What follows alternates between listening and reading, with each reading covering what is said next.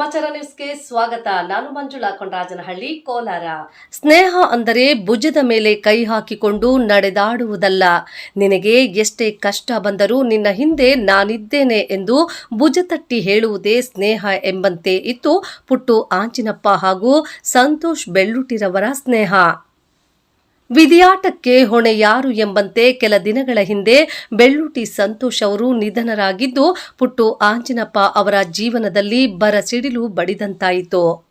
ಆದರೆ ತನ್ನ ಬಾಲ್ಯದ ಗೆಳೆಯ ಬೆಳ್ಳೂಟಿ ಸಂತೋಷ್ ರವರು ಮಾಡಿರುವ ಸಮಾಜಮುಖಿ ಕಾರ್ಯಗಳು ಹಾಗೂ ಅವರ ಆದರ್ಶಗಳನ್ನು ಮುಂದುವರಿಸಬೇಕೆಂಬ ನಿಟ್ಟಿನಲ್ಲಿ ಸಂತೋಷ್ ರವರ ಮುಂದಾಳತ್ವದಲ್ಲಿ ಅಭಿವೃದ್ಧಿ ಕಾರ್ಯ ನಡೆಯುತ್ತಿದ್ದ ಗುಟ್ಟಾಂಜನೇಯ ಸ್ವಾಮಿ ದೇವಾಲಯ ಹಾಗೂ ಕಲ್ಯಾಣ ಮಂಟಪಕ್ಕೆ ಭೇಟಿ ನೀಡಿದ ಪುಟ್ಟು ಆಂಜಿನಪ್ಪ ರವರು ಮೊದಲಿಗೆ ದೇವರ ದರ್ಶನ ಪಡೆದು ನಂತರ ಕಲ್ಯಾಣ ಮಂಟಪದಲ್ಲಿ ಇನ್ನು ಆಗಬೇಕಿರುವ ಕೆಲಸಗಳನ್ನು ವೀಕ್ಷಣೆ ಮಾಡಿದರು.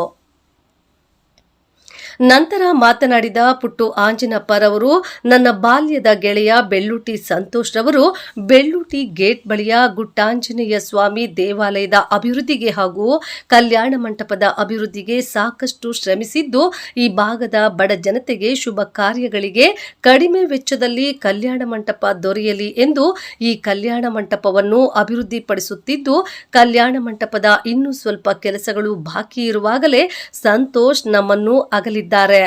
ಅವರ ಆಸೆಯಂತೆ ಕಲ್ಯಾಣ ಮಂಟಪದ ಕೆಲಸ ಪೂರ್ಣಗೊಳಿಸಿ ಸಾರ್ವಜನಿಕರಿಗೆ ಅನುಕೂಲ ಮಾಡಿಕೊಟ್ಟು ಸ್ನೇಹಿತನ ಆಸೆ ಈಡೇರಿಸಬೇಕೆಂಬುದು ನಮ್ಮ ಗುರಿಯಾಗಿದೆ ಎಂದು ತಿಳಿಸಿದರು.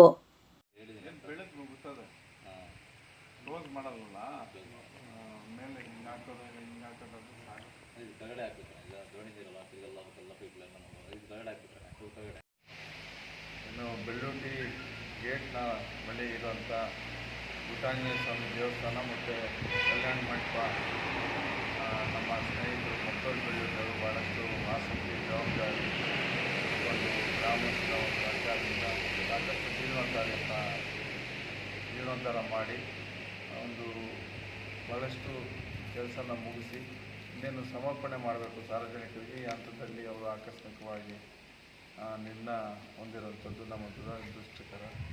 ಆ ನಿಟ್ಟಿನಲ್ಲಿ ಇವತ್ತೊಂದು ದಿನ ಬಂದು ಇದು ಮಾಡುವಂಥ ಕೆಲಸ ಕಾರ್ಯಗಳೆಲ್ಲ ನೋಡೋಂಥದ್ದು, ಇಲ್ಲಿ ಇನ್ನೇನಾದರೂ ಬಾಕಿ ಇರೋಂಥ ಕೆಲಸಗಳು ಮಾಡೋಂಥದ್ದಕ್ಕೆ ನಾವೆಲ್ಲ ಸಹ ಕೈ ಜೋಡಿಸೋಂಥದ್ದು, ಇದನ್ನು ಮತ್ತು ಸಾರ್ವಜನಿಕರಿಗೆ ಸಮರ್ಪಣೆ ಮಾಡೋಂಥದ್ದು ಸಹ ಆಗಬೇಕಾಗಿರೋದ್ರಿಂದ ಇದನ್ನು ಸಣ್ಣ ಪುಟ್ಟ ಎಲ್ಲ ಬಹುತೇಕ ಎಲ್ಲ ಕೆಲಸನೂ ಸಹ ಇಲ್ಲಿ ಮಾಡಿರೋಂಥದ್ದನ್ನು ನಾವು ನೋಡ್ತಾ ಇದ್ದೀವಿ.